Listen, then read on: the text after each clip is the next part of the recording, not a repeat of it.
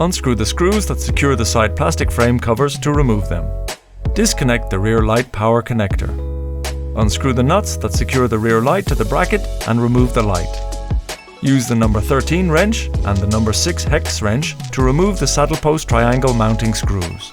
Install a universal seat post on the place of the removed saddle post triangle with the help of M8 by 40mm screws from the universal seat post kit, and with the nuts and washers from the saddle post triangle mount. Install the rear light bracket from the universal seat post kit onto the trunk. Install the side plastic frame covers again. Use M6 by 20mm screws to install the right and left side bag brackets.